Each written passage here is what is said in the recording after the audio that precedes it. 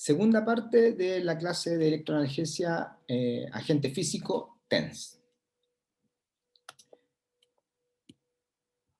Hay algunos mecanismos que nosotros planteamos que existen algunas dudas. De hecho, los mismos autores que definen el gate control, Melsky-Wall, empiezan a analizar qué es lo que pasa con esto y se dan cuenta que la verdad que la compuerta de entrada se queda corta para muchas cosas.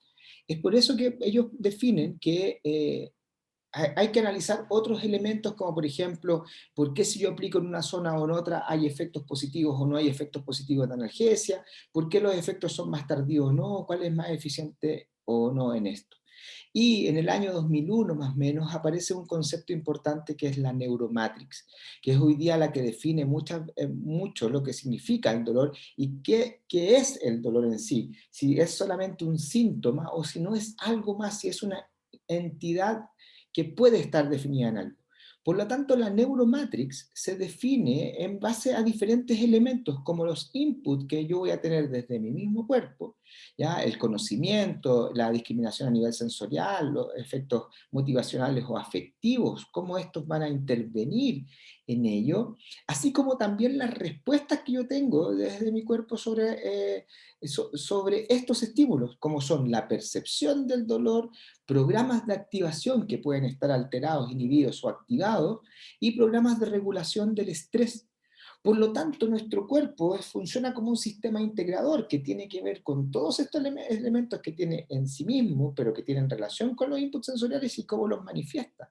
Y por lo tanto, el dolor no solamente es un síntoma, sino que el dolor se puede expresar de diferentes maneras y de diferentes condiciones en los pacientes. Y por eso es clave que nosotros sepamos también discriminar en ellos cuál es la importancia de este dolor y cómo este efecto puede ser una herramienta para poder alcanzar ciertos niveles, o cómo quizás no es tan importante ante la situación del paciente y que deberíamos pensar en otros puntos. Y por eso se hace importante que nosotros podamos definir que el TENS lo que busca es el control del dolor, pero posiblemente el TENS no va a mejorar la capacidad cognitiva o emocional del paciente per se, pero puede ser que este agente físico ayude a que disminuyendo el dolor el paciente logre tener una conducta diferente y por lo tanto su percepción frente al dolor o como una respuesta al dolor pueda ser diferente o pueda actuar o gatillar un programa de ejercicios que le permita mejorar su condición.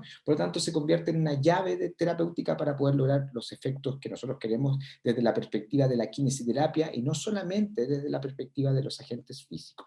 Por eso también es bueno que nosotros tengamos claro el límite de los agentes físicos y obviamente también el límite respecto de nuestra actividad terapéutica como kinesiólogos. Recordemos, había a nivel anatómico, los efectos que yo podría encontrar se pueden encontrar a nivel periférico, segmental y extrasegmental, ya dependiente de dónde se está aplicando el tipo de electroterapia, pero en especial de cuáles van a ser los efectos que van a producir estos tipos de agentes como TENS convencional, TENS motor y TENS intenso. Veamos de qué se trata esto en cada uno de ellos. ¿Qué es el mecanismo a nivel periférico? Los mecanismos que se pueden producir a nivel periférico. ¿Ya?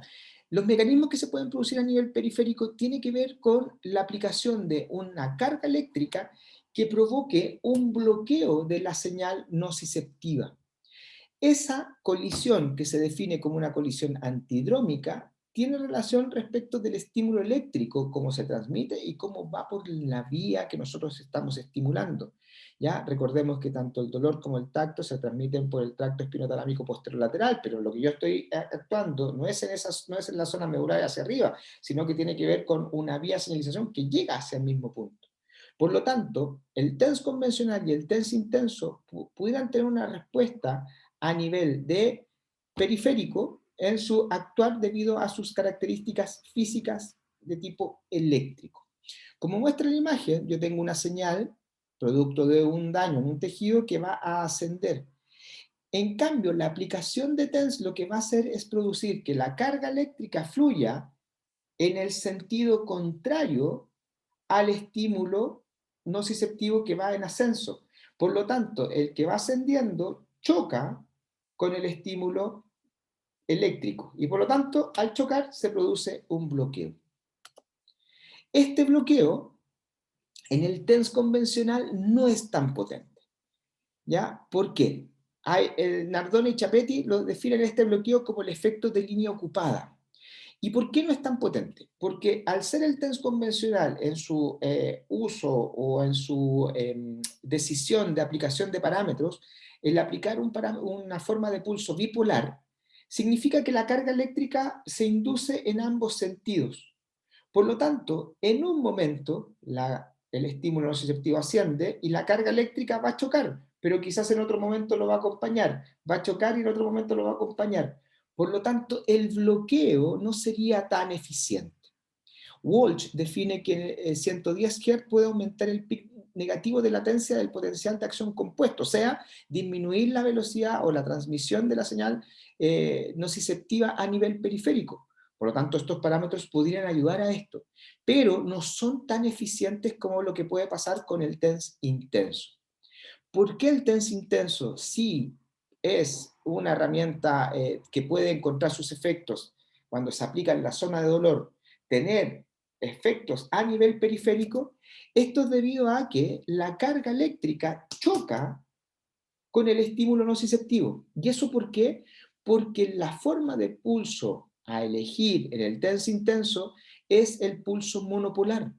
Por lo tanto, si el estímulo de la señal nociceptiva asciende, yo lo que puedo hacer es colocar el cátodo a proximal, el ánodo a distal en la zona dolorosa, y por lo tanto, como el cátodo es el que entrega la carga eléctrica al ánodo, y cuando es monopolar esto va en un solo sentido, a diferencia que cuando es bipolar, que va en los dos sentidos la inducción, acá en este caso va acá, la señal nociceptiva asciende y por lo tanto la carga eléctrica choca con este estímulo nociceptivo y ahí se produce el real bloqueo. Por eso se define que el TENS intenso es más eficiente en tener efectos que se puedan producir a nivel periférico. Y es porque el estímulo que se va a estar dando a nivel de las fibras A delta va a ser mayor y por lo tanto va a lograr aumentar la carga y poder producir los efectos en esto. Por eso a nivel periférico encontramos esto.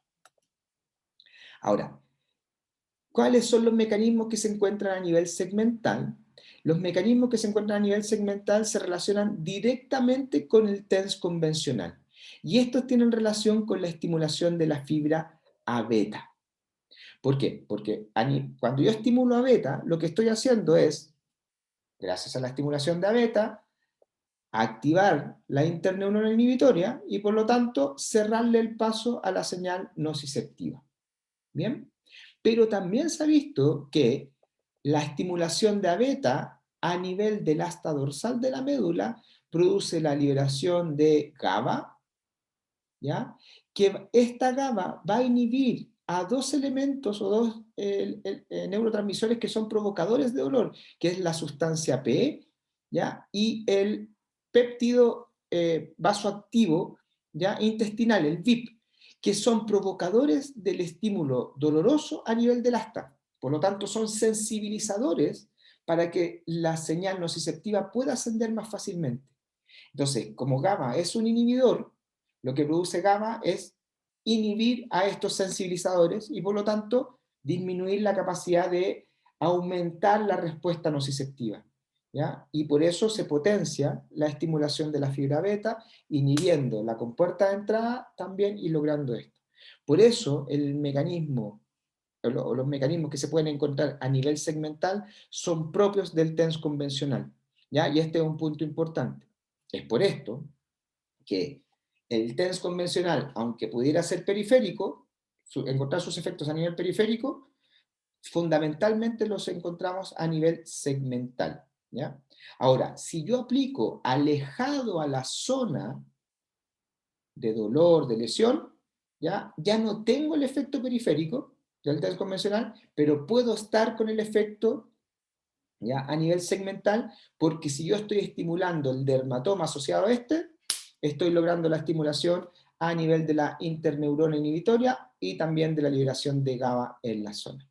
¿Bien? Por lo tanto, ahí tenemos efectos de por qué el test convencional va a poder cumplir con esto.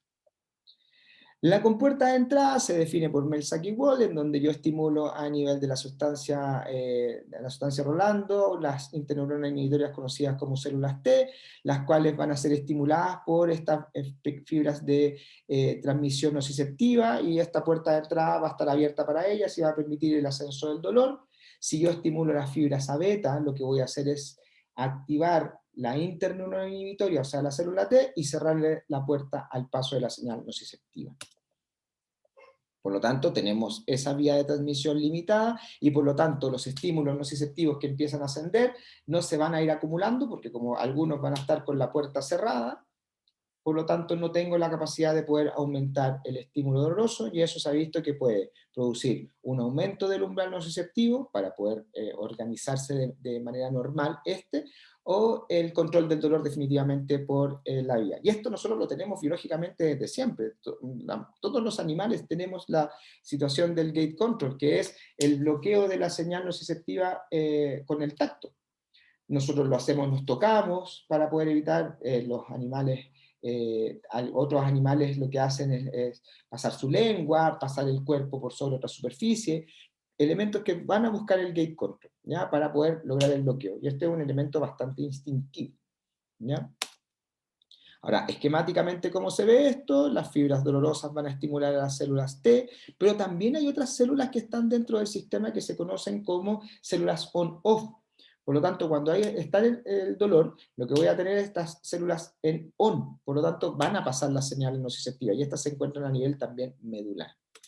Ya asciende la señal y por lo tanto se transmite hacia centros superiores, y yo digo, uy, me duele. ¿Bien? Ahora, lo que voy a hacer es estimular a las fibras A beta, activo la interneurona inhibitoria, y por lo tanto se inhibe el ascenso de la señal nociceptiva hacia los centros superiores, y por lo tanto se apaga. Ahora, tenemos que tener bien claro lo siguiente, que esto es analgesia, no es anestesia, donde la anestesia es definida como la abolición del estímulo doloroso. El TENS no produce anestesia, sino que produce un bloqueo.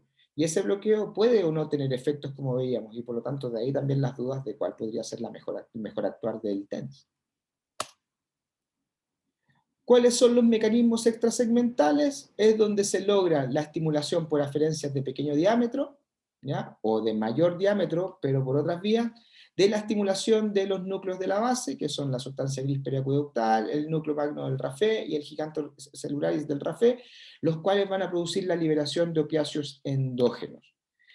Este mecanismo se puede obtener, o sea, estos efectos a nivel extrasegmental se pueden obtener logrando dos mecanismos. Uno, la estimulación del dolor, o sea, logrando dolor, o la fasciculación.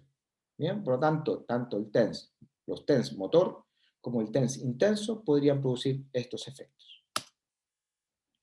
El TENS motor, ¿cómo lo hace? Estimulando un receptor que se encuentra en músculos, en tendones, que se llaman los ergoceptores, que tienen que ver con una respuesta de carga y de trabajo, un reflejo asociado a esto. Por lo tanto, esa carga y trabajo va a producir una señalización que va a ascender hacia el asta superior y activar a los núcleos de la base.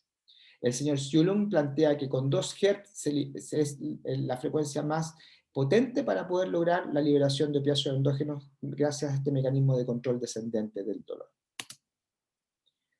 El TENS motor tiene relación también con la liberación de las endorfinas, y donde no existe esto, y después lo veremos en base a la evidencia, es cuando se aplica TENS convencional. Por eso el TENS convencional no tiene sus efectos a nivel extrasegmental, porque no es capaz de liberar esto.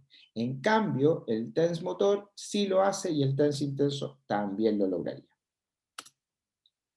Xiulun definió diferentes frecuencias y encontró otros efectos asociados al TENS, que son asociados a las respuestas inhibitorias de las fibras asociadas al dolor, ¿ya? En donde encontró en un primer momento que 80 Hz era clave para el control de esto, por lo tanto el TENS convencional podría estar por acá, pero después se dio cuenta que la aplicación de 1 Hz era bastante positivo para poder inhibir la respuesta de las fibras C, ¿ya? Por lo tanto, el componente motor. El señor Johnson también evaluó diferentes aplicaciones de electroterapia con un mecanismo experimental que es la aplicación de frío para poder producir dolor, y vio que 20 y 80 Hz disminuían mucho más el dolor, pero especialmente 80 Hz era más eficiente en esto. El dolor que produce el TENS cuando se aplica TENS intenso debe ser un dolor moderado, un dolor que para el paciente sea tolerable, pero si nosotros lo analizamos, sigue siendo dolor. Por lo tanto, la decisión de la aplicación de TENS intenso sería nuestro último camino a elegir. ¿Por qué? Porque si yo lo pienso, ¿para qué querrer un paciente que tiene mucho dolor aplicarle más dolor? Lo que tenemos que hacer es apagar el incendio y no seguir prendiéndolo. Por lo tanto, si hemos intentado diferentes herramientas para poder llegar a poder producir el control del dolor en el paciente, la aplicación del TENS intenso pasa a ser el último, ojalá la última herramienta dentro de muchas otras terapéuticas que nosotros pudiéramos tener para poder hacer el tratamiento de estos pacientes. Por lo tanto, nosotros podemos analizar cuándo definir el TENS convencional, el TENS motor o los TENS motores o el TENS intenso. Va a depender del tipo de dolor, de la condición del paciente y de la zona de aplicación. ¿Qué otros efectos nosotros podemos encontrar? Efectos que tienen que ver más con trasfondo más psicológico, como el efecto sugestivo distractivo y el famoso efecto placebo.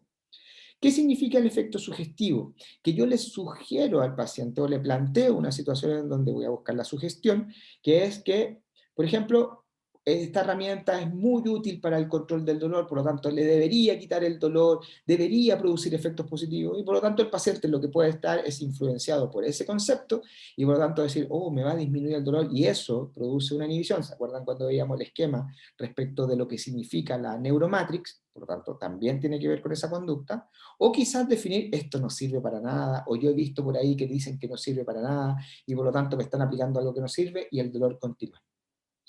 El efecto distractivo es un efecto asociado a que la aplicación del estímulo del TENS puede cambiar la percepción de la persona respecto del estímulo nociceptivo y estar más pendiente del estímulo eléctrico que del estímulo doloroso. Y el placebo ya se asocia a un elemento que hoy día para muchos es bien complejo el análisis, quizás lo entenderán como, es placebo, o sea, no sirve esto para producir estos elementos, pero cada vez se estudian, y desde la kinesiología cada vez más se estudia la potencia que tienen los efectos placebo. Y se ha visto que hay personas que son placebo dependientes o son placebo capacitantes para poder producir respuestas. Y eso es bastante interesante porque quizás estamos hoy día hablando de agentes físicos, pero quizás hablemos de técnicas terapéuticas, hablemos de herramientas dentro de nuestra misma consulta, o quizás hasta el mismo ambiente donde nosotros estamos focalizados, que puedan permitirle al paciente el actuar.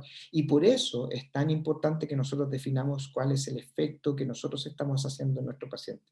Ya de ahí que estas son herramientas terapéuticas, pero también es importante ver qué es lo que nosotros le estamos diciendo a ellos, ¿ya? Porque también puede tener una relación con esto, tanto a nivel sugestivo, distractivo, como placebo.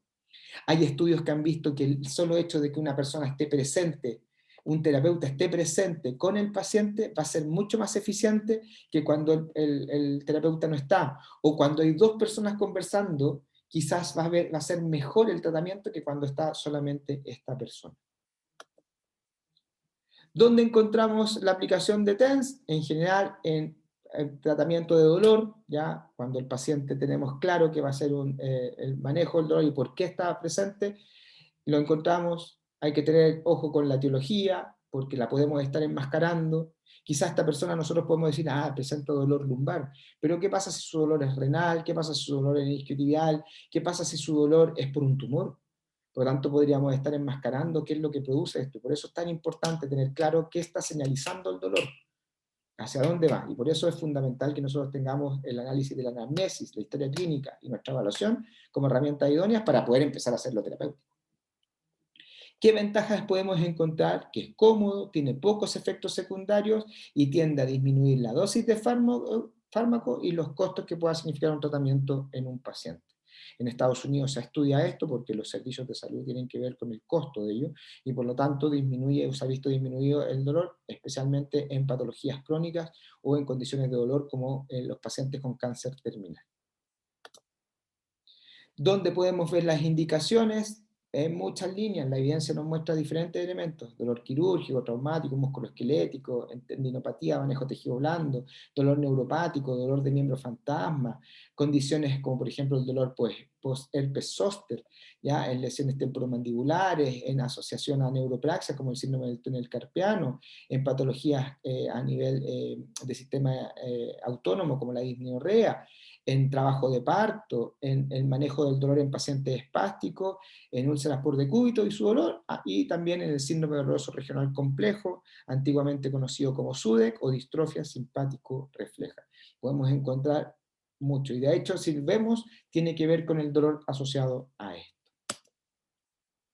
Hay condiciones como alteraciones simpáticas, veíamos la respuesta al síndrome doloroso regional complejo, neuropatía diabética, la enfermedad de Raynaud o cianosis idiopática, que es esta condición que presentan personas de poca irrigación sanguínea en extremidades distales y que pueden producir esta condición de dedos azulados. ¿Ya? Hay algunos que han estudiado qué es lo que pasa con el TENS y la cicatrización de heridas, no hay mucha evidencia que lo respalde. Lo mismo para las úlceras cutáneas, en donde normalmente se asocia al control del dolor en estos pacientes. Y como veíamos en la evidencia al inicio, en la primera parte de esta clase, en dismenorrea primaria pareciera ser una herramienta útil, hay que estudiar mucho más, pero podría ser una herramienta bastante útil para el tratamiento en estas personas. En otros países, y cada vez más en Chile, la venta de equipos portátiles de TENS es más común, y por lo tanto nosotros también, no significa que nos estén quitando nuestro lugar de trabajo, sino que tenemos que quizás tener una herramienta y poder tal vez enseñarle al paciente, y el paciente tener más confianza en nosotros porque nosotros lo estamos educando frente al control del dolor. Pero siempre, siempre que esté asesorado por nosotros y nosotros seamos lo suficientemente capacitados para poder hacer esta asesoría. Vemos que la evidencia ve por diferentes caminos este tipo de condición, hay evidencias más antiguas, más nuevas que respaldan esto, como en este caso que son más antiguas versus las que veíamos anteriormente. Para terminar esta segunda parte del video, ya respecto de TENS, me gustaría que pudieran responder las siguientes preguntas. ¿Qué es la distribución a nivel anatómico, ya a nivel periférico? ¿Qué tipos o tipo de TENS pueden producir sus efectos ahí? ¿Ya? ¿Y cuáles son los efectos del TENS que nosotros podemos encontrar en esa distribución? Lo mismo a nivel segmental, qué tipo o tipos de TENS las encontramos y cuáles son los efectos que podemos encontrar en esta. Y a nivel extrasegmental, lo mismo. Y ahora, en base a estos parámetros, ¿dónde anatómicamente pudiéramos encontrar sus efectos? Ya sea con estos parámetros, con estos parámetros, con estos parámetros y con estos parámetros.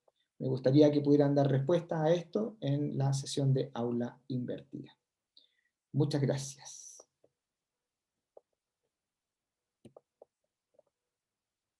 Vamos a dejar de grabar en este momento y nos vemos en la tercera parte y final de la clase de TENS.